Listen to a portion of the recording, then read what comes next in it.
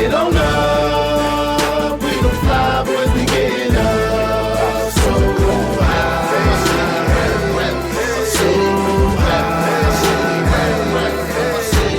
Pilot boys, we get on up. We don't fly, boys, we getting up. Pilot Boys in the building. Welcome to the Pilot Boys podcast, where you'll get the real on all things sports, music, and pop culture. I am Mecca Don, here with my co-host V. What it do, what the business is. Today is November 21st, 2019. On today's show, we talk about the Myles Garrett and Mason Rudolph situation, check in on the Popeyes Chicken craze on our viral segment, and we'll talk about the Tua Tagovailoa and Nick Saban situation. We'll also do an Ohio State Penn State preview with our resident college football insider, Zach Smith. Let's jump right into it. Mecca, you had a tweet about the Myles Garrett situation that went viral last week. Over 3,000 retweets and over 16,000 likes. Mm-hmm. I'll read it. I hate what Myles Garrett did because it was so dangerous. But I also hate how Mason Rudolph isn't being called out for his punk-ass move that started it. I saw some of the replies as well, and some of them were extremely nasty. Why do you think this hit such a nerve nationally? Man, well, first of all, let me just say I was shocked. We tweet things all the time, and I didn't really expect that one to go viral. So I did a little bit more digging, and I realized that there was a big divide on this issue, which I was actually surprised by. It didn't really make sense to me. People were so appalled at the egregious nature of what Myles Garrett did, understandably so.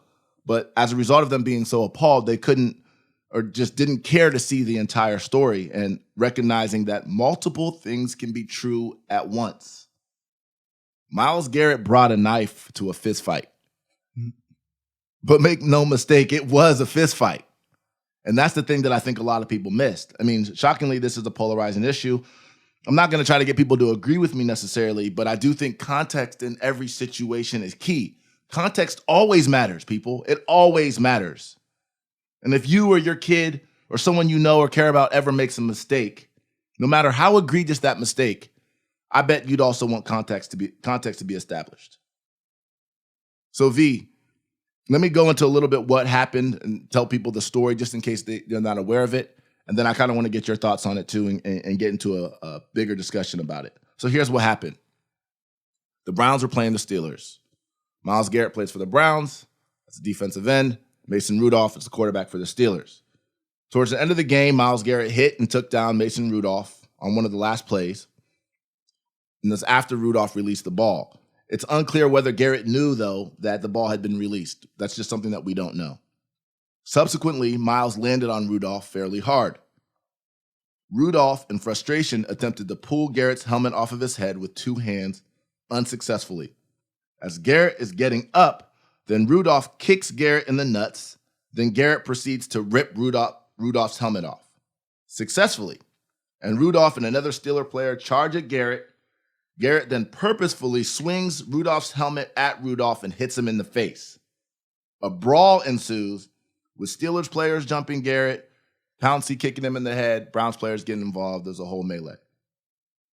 Just for reference, Myles Garrett is listed at 6'4", 270, and Mason Rudolph is listed at 6'5", 235. So both big guys, right? Mm-hmm. So V, what was your impression when you saw this happen? What was your impression on the aftermath on social media? To be honest, I had fallen asleep and I didn't see it until the morning.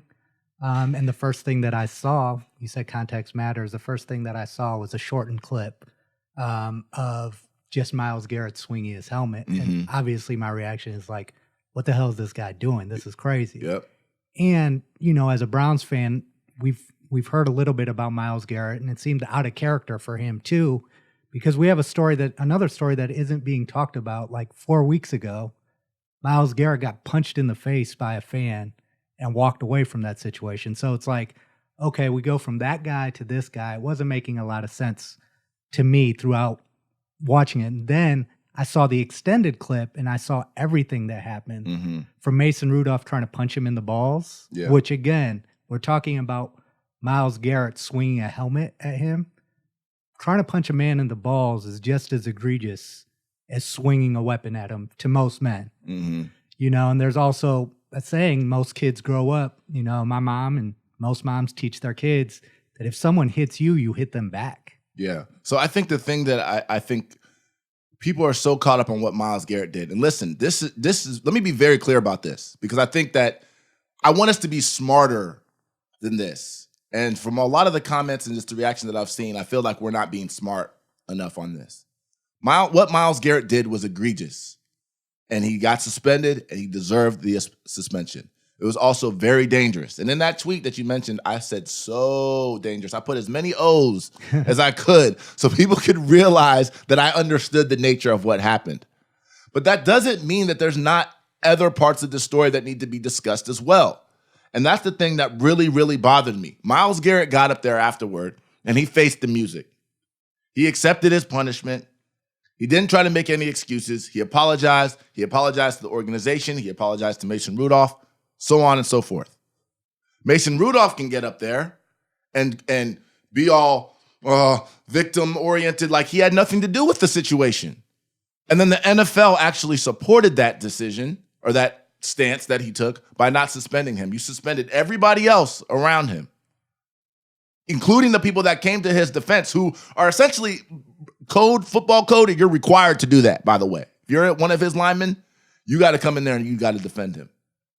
And they all get suspended, and he doesn't. And so that's the thing that really, really bothered me about this situation, is that Mason Rudolph, obviously he got something bad that happened to him. But if you look at the whole situation, you realize that he also had multiple opportunities to de-escalate the situation. He instigated the entire situation. If you really look at what happened, Myles Garrett would have ended that fight when he ripped his helmet off, an eye for an eye. But Mason Rudolph charged at him again. And at that point, what I said is that's a fight or flight right there. For anyone who's ever been in a fight, and it sounds like all these people who are analyzing this situation maybe have never been in a fight, but for anyone who's ever been in a fight, and this is what I was referring to earlier about Myles Garrett bringing a knife to a fist fight. Myles Garrett used a weapon, but that doesn't mean that what Mason Rudolph did before that was not also dangerous. When he tried to go watch the clip again. The whole clip. Don't just watch Myles Garrett swinging his helmet. Watch the whole clip. When he tried to rip off Myles Garrett's helmet, Myles Garrett's neck twisted to the side. I watched it this morning. And then after that, you try to kick the guy in the balls. And then you get up and you charge at him. 3 different opportunities to de-escalate the situation, none of which he chose to do. And the other thing here, again, I'm going back to the person we know Myles Garrett to be 4 weeks ago when someone actually punched him in the face.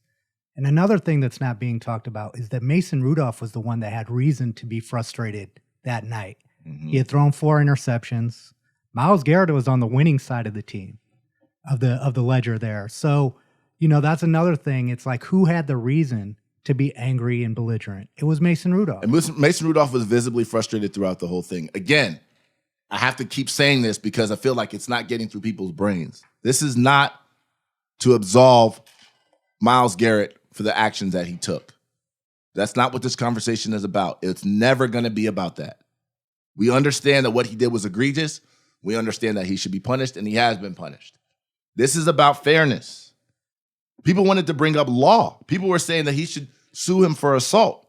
That was actually something that was being... That was actually what I was going to ask you about. I lived in a stand your ground state in Texas. In that situation, from my understanding, this would be on Mason Rudolph. I really would like to hear. You are a lawyer, so yeah. Let's. How would this play out in a courtroom if Mason Rudolph actually would have filed assault charges? So it's a great question, and I think it actually brings me to kind of a perfect analogy and maybe a real world analogy that maybe this will help people understand the issue a little bit better. 2 scenarios. I'm going to paint 2 scenarios for you. First scenario, a woman walks in on her husband sleeping with another woman. And in a rage, she pulls out a gun, she shoots and kills him. Okay? That's scenario 1. Scenario number 2, that same woman decides one day that she's going to come home and kill her husband because she doesn't want to be with him anymore. She comes home, grabs a gun, unprovoked, shoots and kills her husband. Both of those scenarios result in death, right? Mm-hmm. Both of those scenarios, she killed her husband. Neither one of them sound too good. Neither one of them sounds too good. Sorry, it's kind of a grim example. but I use it to illustrate the point. And when I talk about context, scenario number one, that woman's going to jail. She is going to get punished, but that's going to be voluntary manslaughter. Scenario number two, she's going to go to jail, but that's going to be murder one, first degree, otherwise known as first degree murder. And both of those two scenarios, even though they both resulted in death, both was where she killed the man, they're going to be two totally different sentences. And that's why context matters. So if this were to go to a court of law, the judge is not just going to look at, oh, he hit him. He's going to look at the entire scenario, what precipitated it, what instigated it, what encouraged it, who hit who first. And then he would make his decision. And Myles Garrett would not be found guilty of assault. And to the extent that he was, Mason Rudolph would also be found guilty of assault. So the last thing that on this too is that people are saying, oh, well, Mason Rudolph's hand got caught, or Myles Garrett landed on him too hard and hit him, and making all these excuses. Even if I give you that, even if I give you, okay, Myles Garrett shouldn't have hit him and it was a late hit. Fine. Late hits happen all the time in football, and penalty flags get thrown and so on and so forth. But that doesn't mean that you start trying to rip off somebody's helmet. The dangers of trying to rip off somebody's helmet, first of all, you can break their neck. And the second thing is that you can also leave their head exposed if you're actually successful. And everybody knows who played football. I played. I know. These type of things used to happen in practice. If your head is exposed on a football field, you are in very, very much of danger, because all kinds of things can happen at that point in time. So the thing that I kind of want to leave people with, again, final point, what message is the NFL sending by suspending everybody around him, including the people who came in to protect him, but not suspending Mason Rudolph? What message are you sending to the kids? What message are you sending to people who are the fans and people who are watching this? This is all about fairness and proportionality. Like I said earlier, Myles has had to face the music, and rightfully so. But Mason Rudolph gets to walk around freely doing press conferences, playing complete victim with no suspension at all. That is not fair. I guess they're taking protecting the quarterback to a whole new level with this one. Whole new level. Let's put a button on that for now. When we get back from break, we'll talk the Popeye Chicken viral phenomenon from a business and marketing standpoint, and I'll try it live in studio for the first time. Be right back. Thanks for listening to the Pilot Boys podcast. Don't forget to subscribe on Apple and Spotify, and follow us on social media at Pilot Boys Pod on Twitter and at Pilot Boys Podcast on Instagram and Facebook. Pilot Boys on YouTube. Don't forget, sharing is caring. I'm feeling like $1 million. Cutting up just for the money, we like nip and tuck. Jet like Benny from the Sandlot. Cost 50,000 for my Hancock. Baby, riding to the top. Driving haters crazy, never gonna stop. I'm feeling like $1 million. Cutting up just for the money, we like nip and tuck. Welcome back to the Pilot Boys podcast. We're now going to hit our viral business segment with V. Today, we're going to talk about the Popeyes Chicken phenomenon, and I'm going to try the sandwich for the first time right now, live in studio. If you haven't been hiding in a cave waiting for Trump to be impeached in the last 4 months, it was impossible for you not to hear about the new Popeyes Chicken sandwich and the hysteria it's created. From a branding and economic perspective, it has been truly fascinating to watch, and today we will attempt to make sense of it all. But first, we have a Popeyes Chicken sandwich virgin in the building. It's crazy, man. I literally, like 100 times I've wanted to try the sandwich, and I just, either the line was too long or it was sold out or whatever. So, but we finally got one, and yeah, I'm ready. The fact that you haven't tried it, knowing how much you like chicken and love chicken, it's crazy. I got friends that call me Chicken with a side of chicken. That's my nickname. So the fact that I haven't tried it is crazy. But yeah, here we are. It was uncivilized to keep this from him any longer, fellas. All right. So I'm about to open it. I'm about to try it for the first time. You ready? Yeah.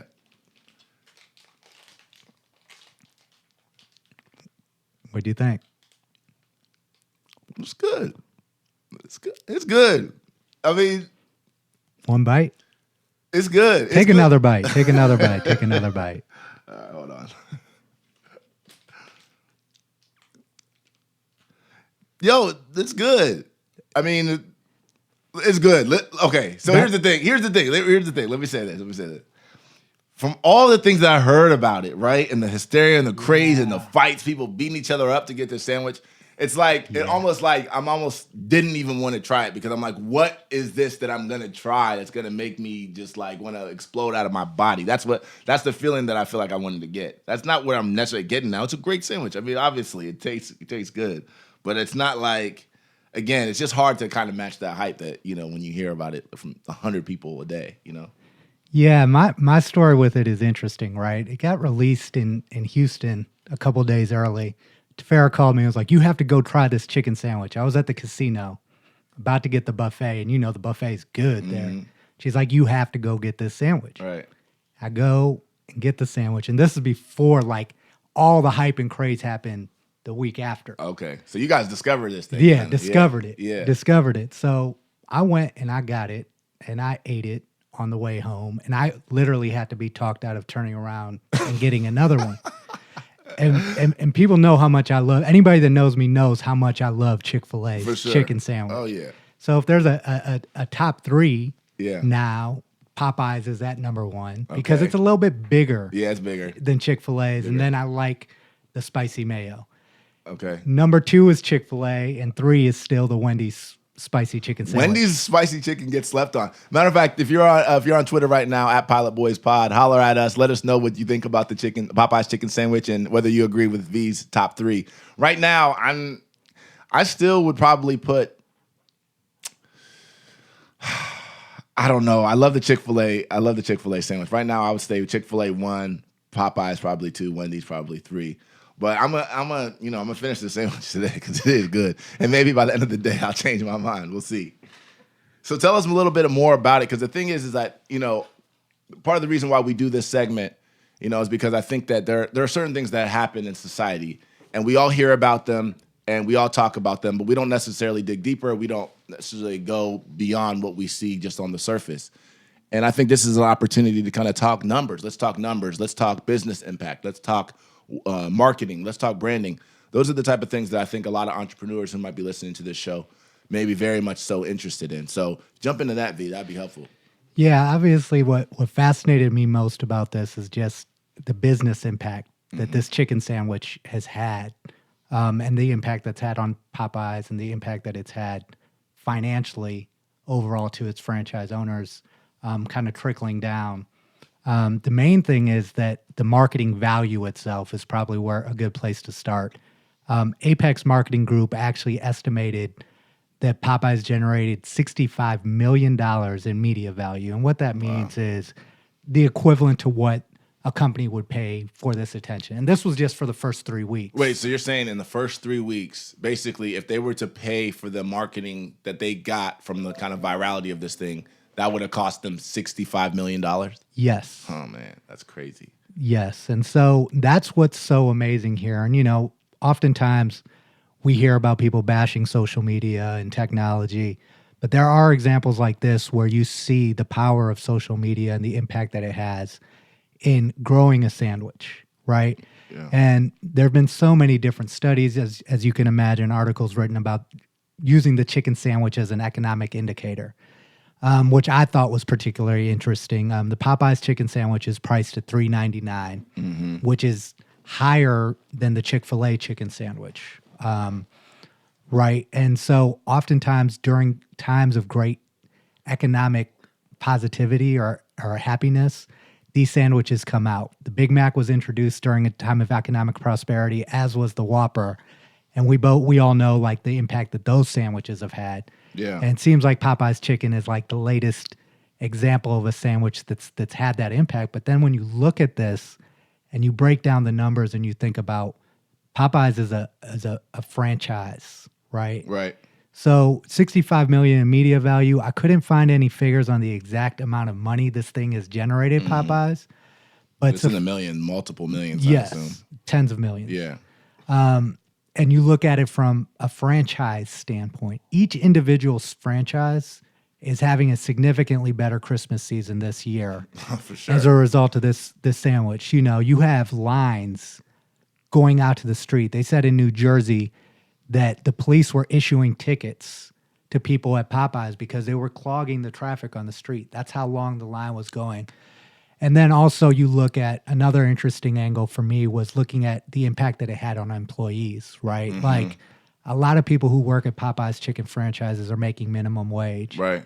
And we've heard of the stories of people fighting, Yeah. people bringing in their kids to help them make these sandwiches. Dangerous. It's like dangerous. Yeah. And in Houston, a manager got held up at gunpoint. It's crazy. And so that's the negative side of something going viral like Yeah. this. Obviously, this is a chicken sandwich. Like Yeah. people shouldn't go this crazy, but we Right. know human beings are crazy. And when panic ensues, you're going to hear crazy stories like this. Right. So let's talk marketing for a second too, because I think, everybody who's an entrepreneur, including us and a lot of people listening to this show, we want to figure out how do we make something go viral? How do we capture the hearts and minds of America, and how do we get a million impressions on Twitter? And maybe this thing is this lightning striking? Is there a formula here? Is there something that we could take away from this and say, maybe this is something that I could do or something that I could try to create a spark in my business? The first mistake I see a lot of new entrepreneurs making now is they focus so much on social media because it has so much hype, and they're like, how do we make this go viral? But if you look at any successful product, what happens first is, do you have a good product? Ask yourself that question. Right. And if you look back, Popeyes actually did test this sandwich. They went through a process. Obviously, they couldn't have imagined this being this big of a hit. Sure. And it is lightning in a bottle because also I think what helped a lot here is Chick-fil-A's brand value. Right? Because Chick-fil-A is accepted in the marketplace as the chicken sandwich king. People already talk about it on social media. People post when they go to Chick-fil-A. Right. So what actually helped this was when the chicken wars started, right? And so Chick-fil-A actually got a boon too in business because Popeyes sold out. Right. And then also the other thing that happened here, and I think this was intentional, by the way, was when they ran out of chicken. Yeah. Right. The scarcity effect. There's a surplus of poultry in the United States right now. That's bullshit. Yeah. Yeah. But from a marketing standpoint, it was brilliant. One thing we always talk about is inventory management, right? Yeah. And running out of things sometimes Can work to your advantage. And so they brought the chicken sandwich back last week, and again, they just kept going down that path of just craze. People were waiting in line. It went crazy again. So yeah. So I guess just to put it is lightning in a bottle. Yeah. So to put a bow kind of on this conversation, what are some of your final thoughts? Again, I think this conversation is important for people who are in business, young people who are trying to start something. What are some of the takeaways, I guess your final takeaways that you think that you took away from this particular situation that you think could help people moving forward? I think when you make a hit like this, what Popeyes did very well was react very well. And having a plan, right? Yeah. Best case, worst case scenario, like if something becomes a hit like this, because you also have to think about the other side. You might have a great product that doesn't hit right away. Right? But doesn't mean it's not a great product. In this situation, I think anybody who's looking at this situation should study it. Yeah. Take away the benefits, but not think and apply that to, this is what's going to happen to us if we follow the same model. Right. Got you. No, that was great, man. Again, if you're on Twitter, holler at us at Pilot Boys Pod. Let us know what you think about the Popeyes chicken sandwich if you've tried it. Let us know your top 3 rankings as well, and we can agree to disagree, or maybe we'll all agree. Sorry, Chick-fil-A.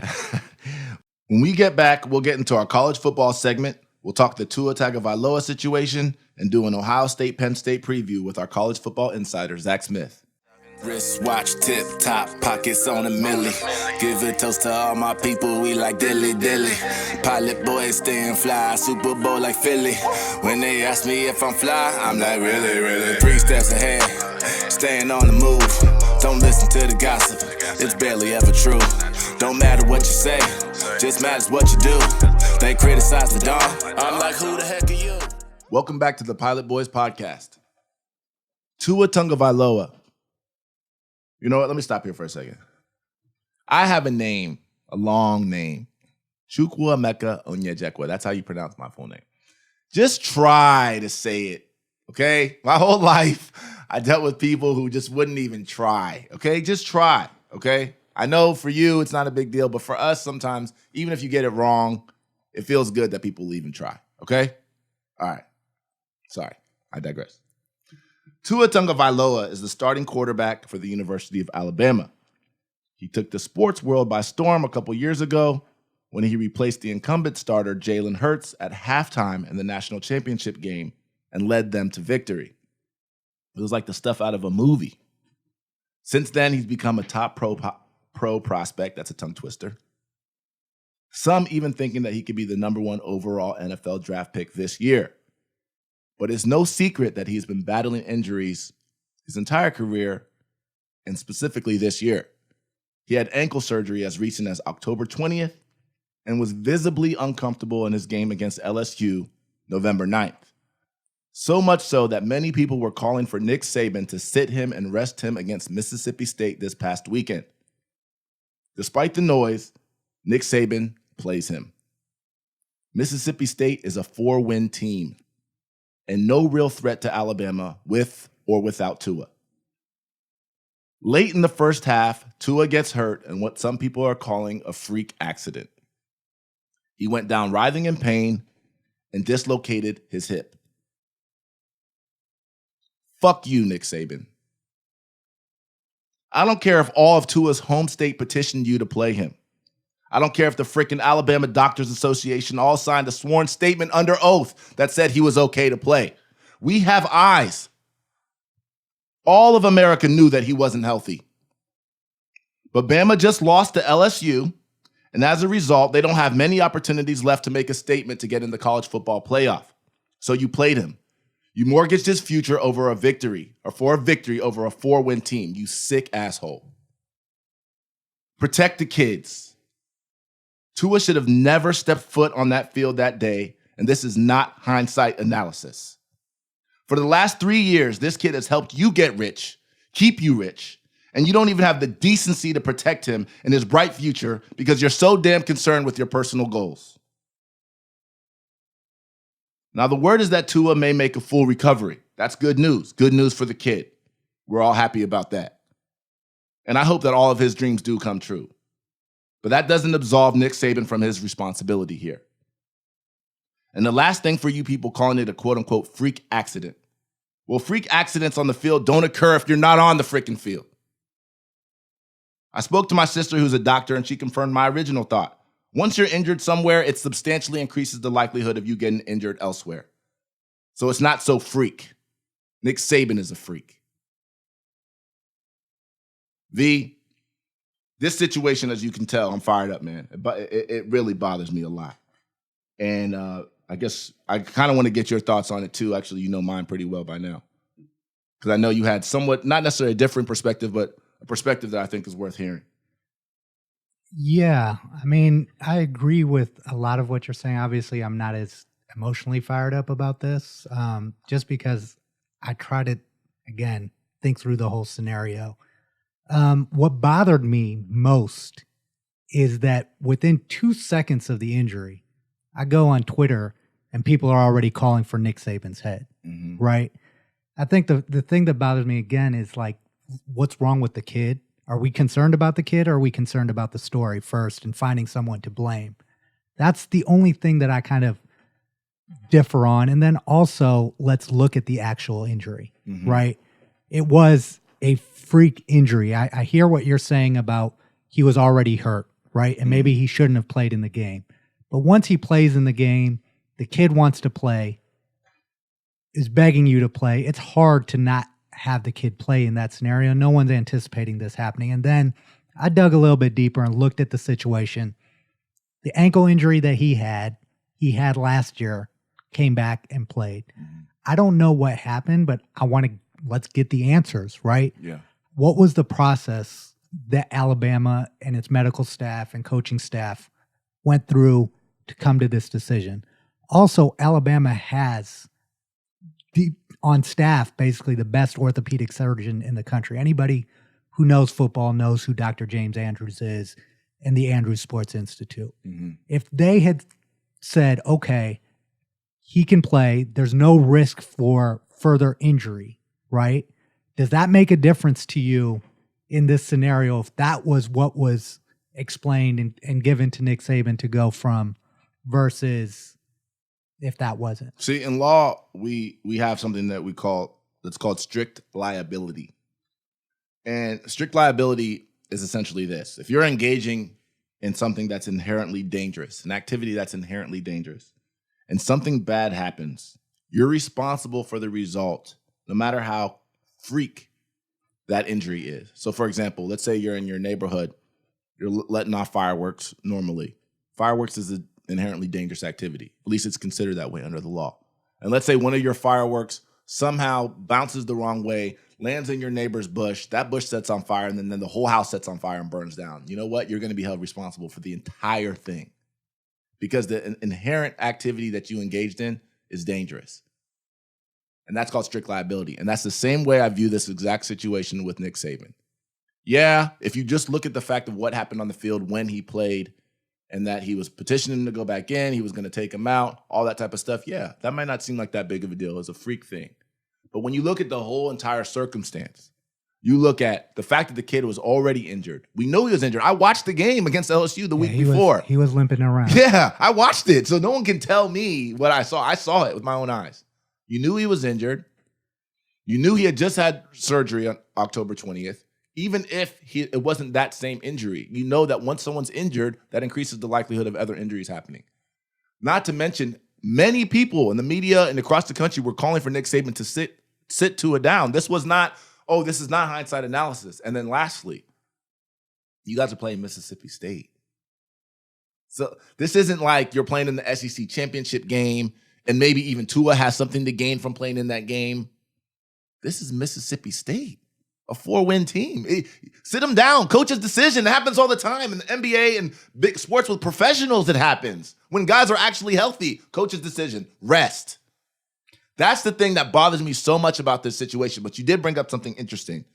And I think maybe it's a good time. Maybe we bring in Zach Smith, our college football insider, to talk about it as well, about protocol, right? Because there is a protocol here, right? Mm-hmm. Nick Saban is a coach. He's the head coach.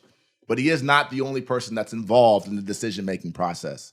Zach, how you doing, man? I'm doing well. How are you? Good. Thanks for joining us, man. So as you can see, I'm fired up about this situation, and I'm trying not to get too emotional about it because I know there's another side to this story, and I think that you could help us kind of clarify some of the issues that I think a lot of people are kind of wondering. And I think first, let's start with what V mentioned earlier is protocol and clearance. What goes into that?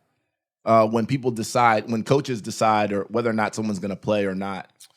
Yeah, I mean, it's always centered around doctor's orders, right? And there's so many different scenarios in the history of college football where those doctor's orders are influenced by a coach, right? Yeah. And nowadays, it's to the point where it's almost hands off. It's like whatever the doctor says, as a coach, the last thing you're going to do is say anything otherwise, right? Because you're completely liable. Then you see even guys like Kevin Wilson lost his job basically at Indiana because of disagreements with the trainer, and he wasn't even trying to get kids on the field or anything like that. But I think it's definitely up to the doctor. Now, doctors also are vested in the program. I mean, you look at Ohio State and James Borchers and some of the doctors they're a part of the program. They're not just a doctor advising you. Right. So every school has like a team doctor essentially. And then it's really a team of team doctors. You know what I mean? At Ohio State, there's probably 3 or 4, and then you have your specialists, your ankle guy, your hip guy, your whatever, spine guy, that aren't necessarily within the program. They're just the specialists that you outsource to. But I would think in Tua's situation, I mean, you mentioned it, James Andrews is the best in the business, and I doubt that he cares about Nick Saban or what anyone else is going to say. He's kind of his own brand and own celebrity in his own right, where he'll give you his opinion, and that's what it is, because I'm James Andrews. You know what I mean? So it's unfortunate for sure, but there's definitely a process, and I don't think it's that common nowadays for coaches to go against that process. The only thing I think is real is there's 2 different deviations for a player. It's can he play and is he healthy? Right. Right. No one's ever really healthy. No, right. Football. Especially at this point in the season. Right, absolutely. That. Yeah. So it's not for me, and that's what the thing. I'm not saying that, nobody's healthy. We know that, right? It's like the thing, are you injured or are you hurt, right? If you're injured, you can't play. If you're hurt, you play through it. We know that. But this is a higher level, I would say. First of all, we watched him limping through the game the week before. He just had surgery 3 weeks ago. This isn't like one of those, my arm is hurting, but I'm going to play through it scenarios. But the reality is, and I even mentioned this on my show leading up to the game, that was Nick Saban's perfect opportunity to do what was in Tua's best interest and what was in Alabama's best interest, was sit him for the LSU game. Because if you sit Tua for the LSU game, one, we saw him limping. He probably shouldn't have been out there. Yeah. So now you're doing what's in his health best interest. And now when you lose to LSU, you have the narrative on your side. That's a good point. They were without their Heisman candidate quarterback, and now you can slide into the playoffs and still have all your goals. It was the perfect scenario. But the minute he showed his ass and played him against LSU, now it's tough to sit him the next game. Right. Or tougher, at least. And I think Mecca brought up an interesting point in just the pressure here, right? From everyone that's involved. People often make bad decisions under pressure. Whether, Nick Saban's at Alabama, they took a loss. Can you speak to that? Ohio State went through that pressure in 2014 and how that can potentially impact what happens. Yeah, I mean, I think, there's one goal for Alabama after losing to LSU. The SEC's out, Atlanta's out, all that's out. Now it's just college football playoff. And then we went through it in 2014. Urban's talked about it on Fox Big Noon Kickoff or whatever his show's called.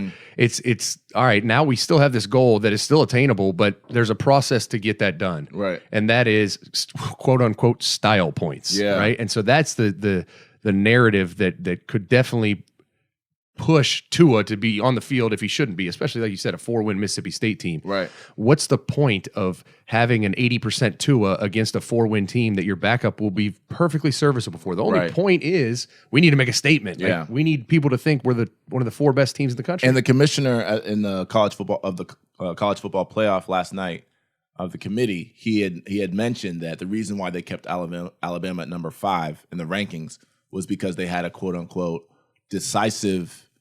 I think decisive was the word, or a word like that, decisive victory against Mississippi State. And so he actually quoted not just the fact that they won the game, but that it was decisive.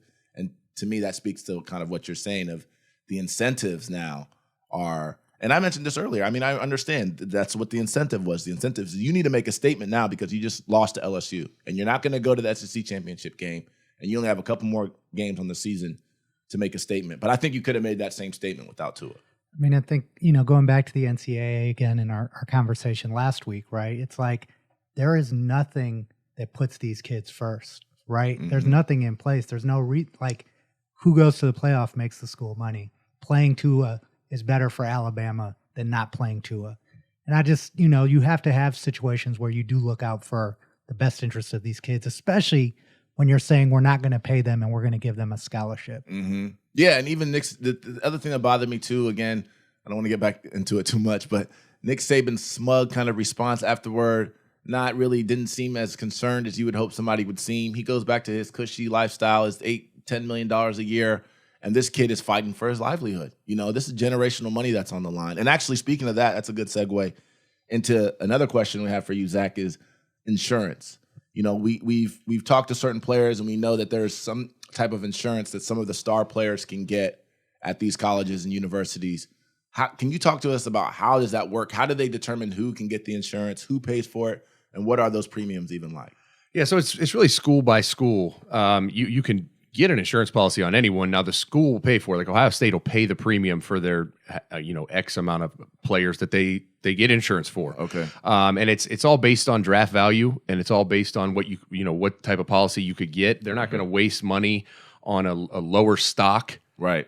A lower policy because they view it as, I guess, I don't want to call it a waste of money, but they're going to spend the money on the premium for those first and second round graded guys, and pretty much all of them, just so you have that safety net of something. Right. Is that like a added benefit, so to speak, kind of that the schools provide, or is that something that's required by the NCAA? No, I mean it's an added benefit, certainly. I mean any kid could do it, but they would have to foot the bill, and that's kind of goes back to my whole theme this whole season has been we can't pay the player. What are you talking about? You just paid an insurance premium for a player. You can pay the player in one form or fashion. Sure, you can figure it out. And but it's like we were even talking about before you guys did the show. It's you're going to get a $5 million policy or a $3 million policy. And it's like, is that going to be the same as the $20 million contract you were going to get? No, but it's something. Yeah. The best example we have is Marcus Lattimore. His was $1.7 million.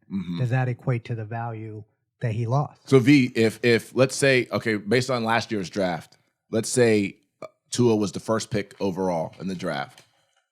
versus being, let's say, the last pick in the first round. Still a first rounder, but let's say the last pick in the first round. What's the difference in the value of money that he would get guaranteed? It's interesting because last year provides a great example because we're talking about quarterbacks, right? Yeah. Kyler Murray, who was the number 1 overall pick, signed a 4-year, $35 million contract. And that's all guaranteed money, right?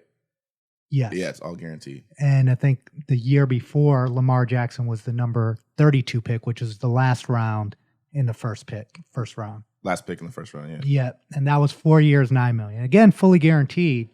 But so that's $35 million if you're the first pick in the first round, and $9 million guaranteed if you're the last pick in the first round. Even if Tua goes somewhere in the top 5, there's a significant disparity, right? In the money he's going to see as a top 5 pick. Let's say Joe Burrow goes number 1, right? Right. There's still a significant disparity in the amount of money that he's stands to make. And that's the thing. So, I know when people start hearing millions, they kind of tune out. They don't care whether, you have 2 million or 5 million or 10 million. And I get it, right? So, it's not necessarily, the number one story you're going to lose sleep over at night, right? Because he's still essentially going to be a millionaire. But there is a big difference between 35 million and 9 million. Or if he never makes the recovery and it is just the insurance policy, which is probably like $5 million, it's cool. But again, it doesn't get him to where he was supposed to go. And that's why this pisses me off so bad about Nick Saban. And then also, he's also dedicating his body for these years while he's at school at Alabama, making a ton of people money, and he's not able to capture that value right now. And so the whole thing just really, really bothers me. But let's put a bow on that for now. And Zach, while you're here, obviously Ohio State, Penn State, one of the biggest games in college football this weekend, probably the biggest game in college football. It has serious implications for not just the Big Ten, but the college football playoff, the rankings, who goes to the Big Ten championship. I mean, it's a big, big deal. So we definitely wanted to kind of get an Ohio State, Penn State preview, not just the X's and O's, but also dig a little bit deeper and some of the how do you prepare for that game. So one of the questions that I'm curious about, and I'm sure a lot of listeners are curious about, is how do you prepare for that game if it's at Penn State and it's a whiteout, for example? Right. What does that week look like versus whether you're playing that game at home? Because that whiteout to me is the nastiest environment in all of college football. Yeah, it's one of the coolest I've ever been a part of. I mean, it's a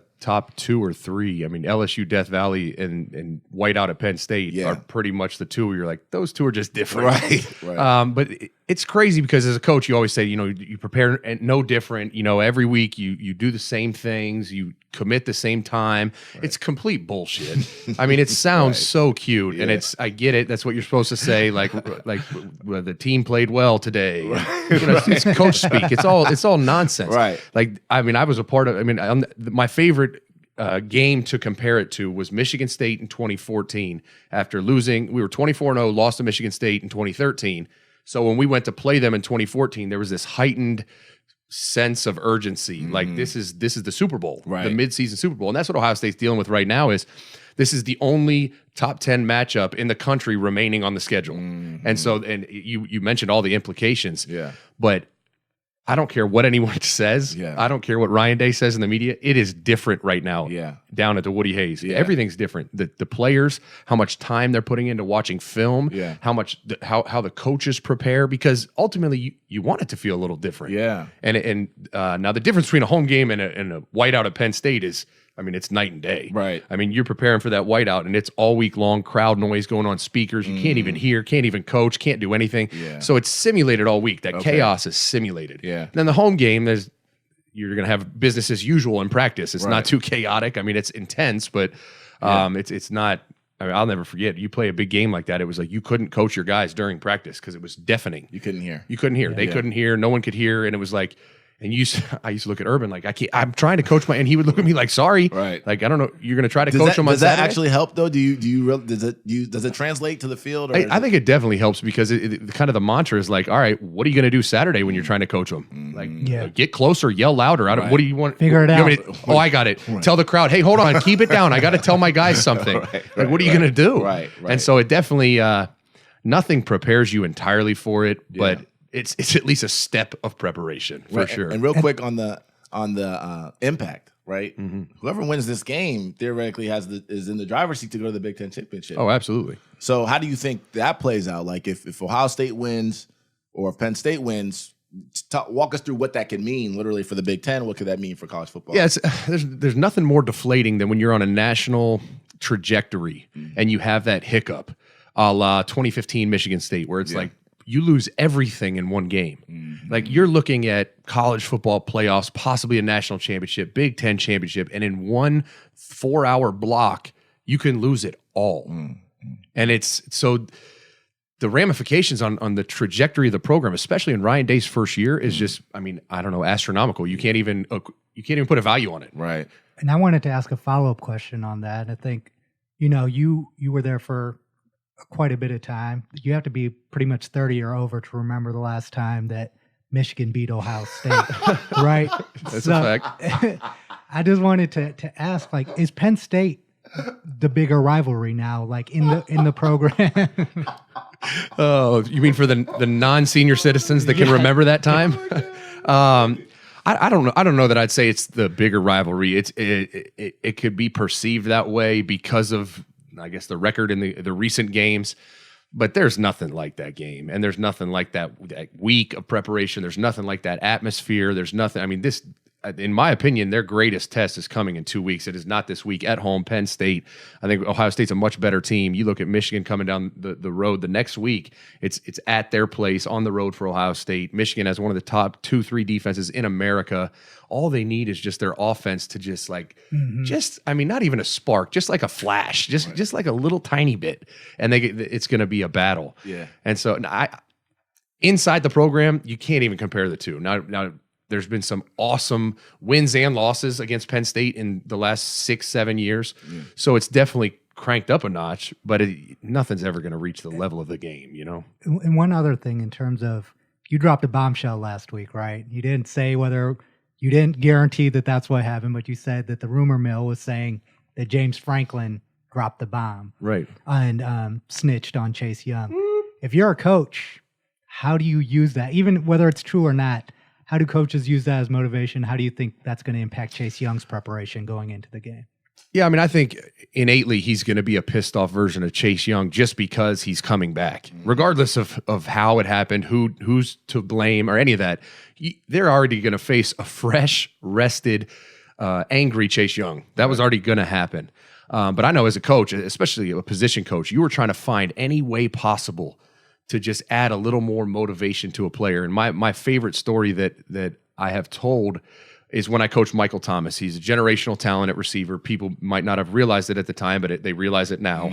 And I know you knew it back then because I remember talking to you about it way before he was even starting. You were telling me about Michael Thomas. Ridiculous. Yeah. And so we got to the point where it was 2015. We're playing Virginia Tech. They had this kid named Kendall Fuller, who was the preseason #1 corner in the country. Thorpe Award front runner. Kirk Herbstreit was boosting him up. He gave him a Herbie Award. And I wore Mike out. And I told him before the week started, I said, listen, by the end of the week, you are going to want to fight me. Yeah. You're going to be so annoyed, so pissed off. I print off pictures of this kid, like with the Thorpe Award, and I put them all over Mike's locker. Right. We go into a team meeting. Mike's whole chair was covered in these pictures. Like the meeting room, I had my intern print off 300 copies of this kid, like just funny things like, the world is covered by 80% water. The other 20% are covered by Kendall Fuller. You know what I mean? Right. Things like that. And it really, like, by the end of the week, he didn't want to come to my meeting room. He didn't want to talk to me. He was so fuming. Yeah. And we got in the game and it was ridiculous. I mean, he went after this kid's whole livelihood.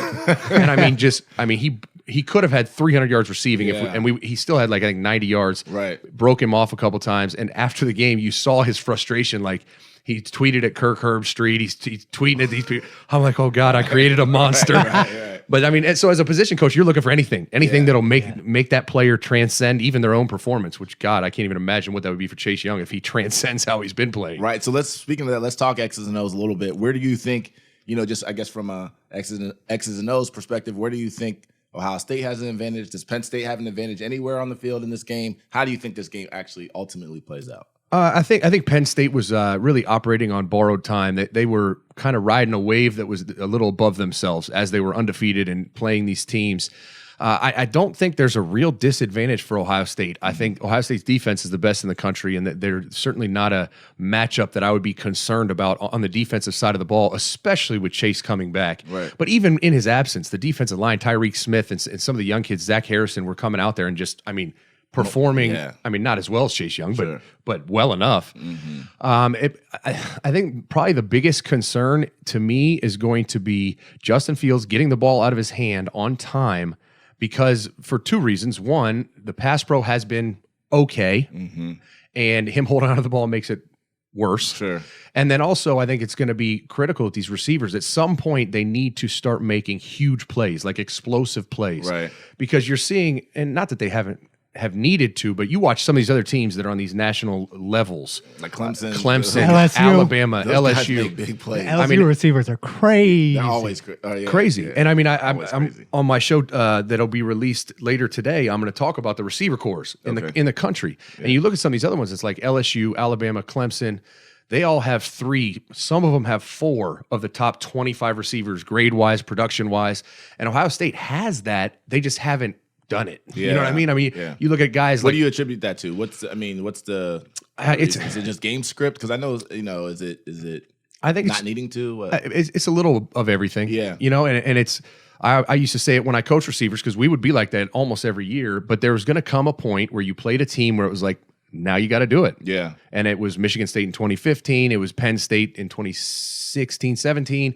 There's always that game, and especially if they make a run into the playoffs, they're going to face a team that is like, all right, JK's not going to run for 200 yards today. Right. What are you going to do? Yeah. And so I don't know that this is necessarily that game for them. I think next week is. So who are the receivers this particular week that you feel like are going to have to make impact? So Olave. Well, so Chris Olave is the one that has really, emerged as the most dynamic player in the room. Now, Ben Victor has shown, he's had his best year of his career, and he certainly has the talent to play with anyone. Yeah. So I'm really excited. Those two, KJ Hill has to be what he always has been, which is a great player that is consistent and is going to make plays when needed. Right. Austin's hurt, right? And, a little bit. that's the big thing is when is Austin going to come back, and when is Austin going to be 100%? Right. Because the sad thing is, outside of some flashes, I don't think people know how good he really is. Good. He's so good. And it's like he every now and then you see him flash, and you're like, but people want to bring up, he had 2 drops in this game, and it's like, all right, he's an NFL player. Yeah, for sure. I recruited him, coached him. I see him now. I know he is. Yeah. So it's when is he going to be 100% healthy and come back just to add to that dynamic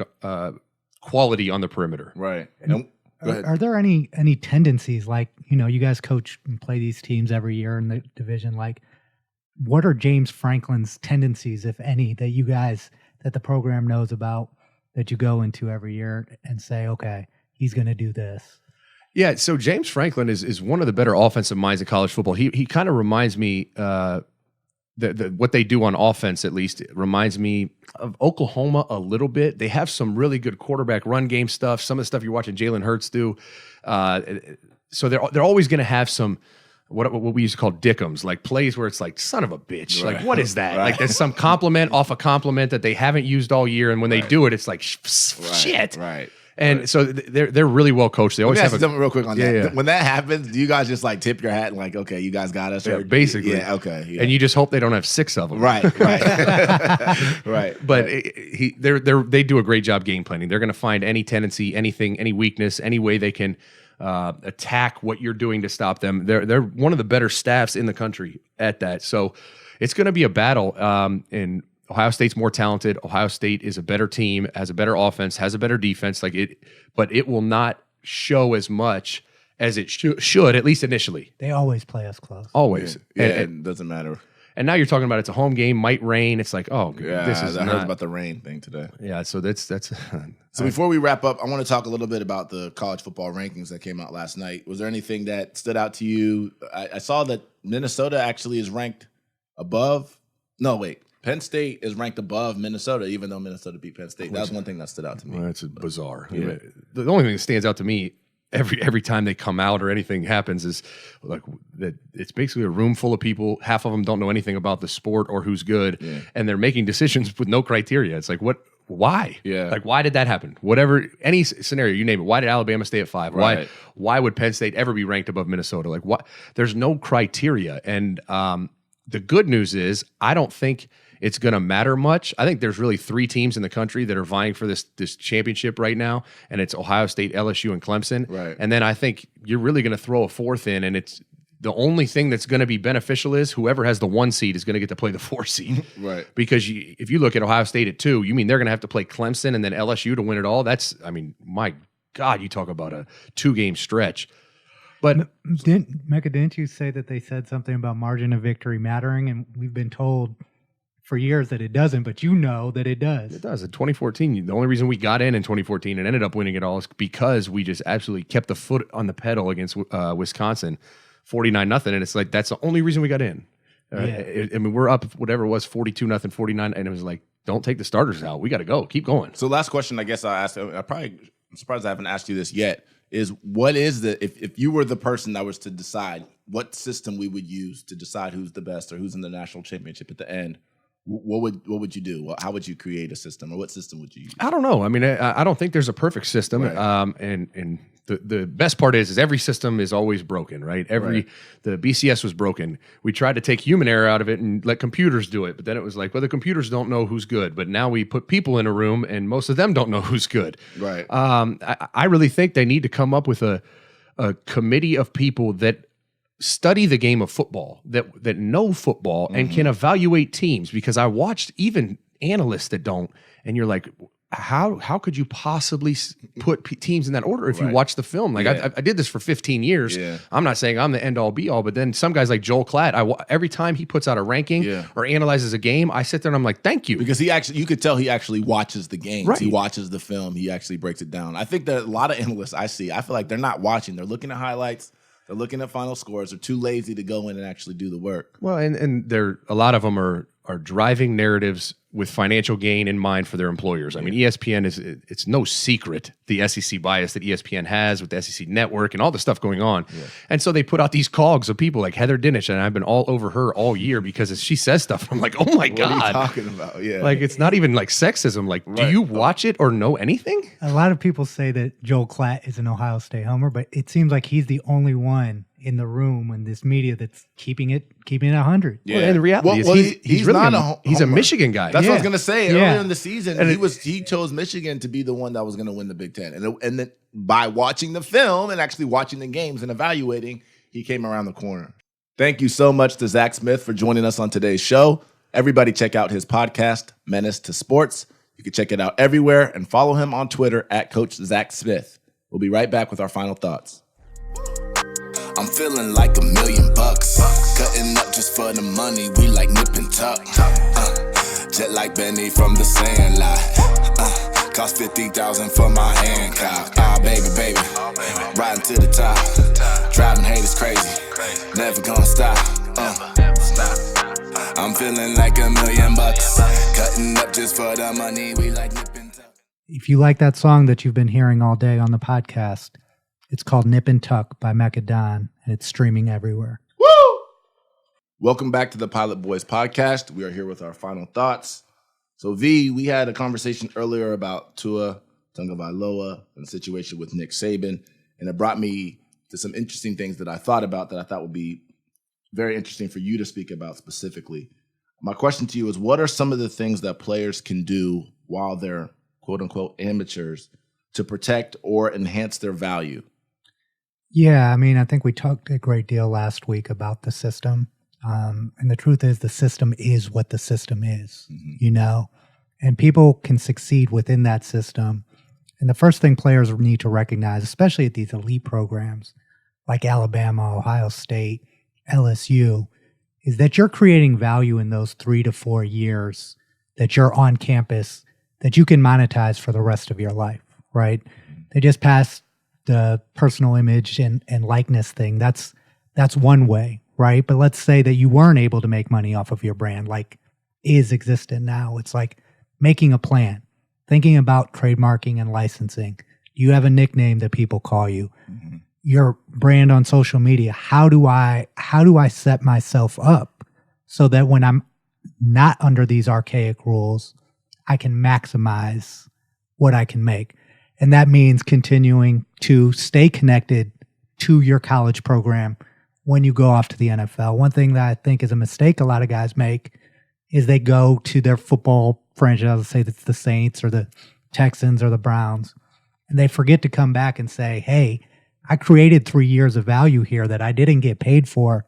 What are ways that I can make that money back now? That's a great point, because I think locally, even in Columbus, Ohio, right, former Ohio State players are treated as, celebrities indefinitely. I mean, there are guys in their 60s and 70s who are still doing autograph signings based on, their career that they had at Ohio State. I guess the question is then, how do we get that message, or how does that message get down or passed down to the players? Can they hear this from, and where should they be hearing that type of thing from? I think a big part of it is players talk to players, right? And if more players start focusing in on this, I mean, the example that I always go to is what Marshawn Lynch did with Beast Mode. Beast Mode is a 7-figure merchandise company that he's capitalized on and is feeding his family, is giving jobs. It's like the more those examples are highlighted and talked about, and there are several other guys that are doing it. I see a lot of the college guys, they're branding themselves. Some of these guys come into, their colleges and they already have 100,000 followers or, 150,000 followers, and they have nicknames and highlight videos and all kinds of things that they're doing. Before Zion Williamson, for example, even got to Duke, I had heard of his name 1,000 times. They definitely do a much better job in basketball because these guys get names for themselves earlier, and there's money flowing in a lot earlier. But, I do think it's something that everybody is starting to do, but it's just you have to understand and accept that it's a long-term thing. This is something that you take the 3 years that you're at college to build so you can execute later. So you got to have the patience to understand what you're doing and actually have a goal of what you're trying to do. And for someone like Tua, I guess the last thing on this is, for someone like Tua, what are some of the things that he can do specifically, or that he'll be able to do eventually to potentially capture some of this lost value? Or, if a worst case scenario happens, he is not able to play again. I mean, Tua's an outlier amongst these guys, right? Because if you look at his resume, national champion, Heisman contender, he's like one of the greatest players Alabama has ever had. So for the rest of his life, he can go back down to Tuscaloosa and make some money if he needs to. But it's thinking beyond just, I'm going to go do an appearance and what can I do? Is there a business that I can start? Right.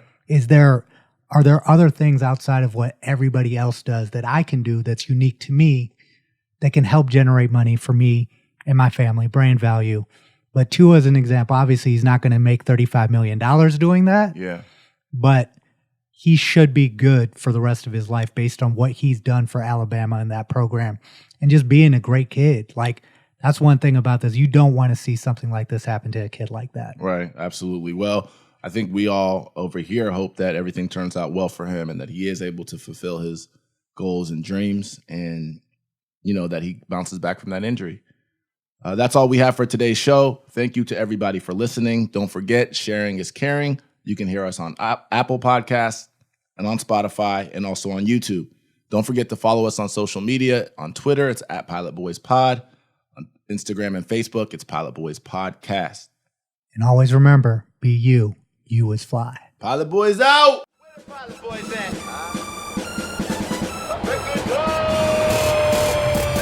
Pilot Boys, we get on up.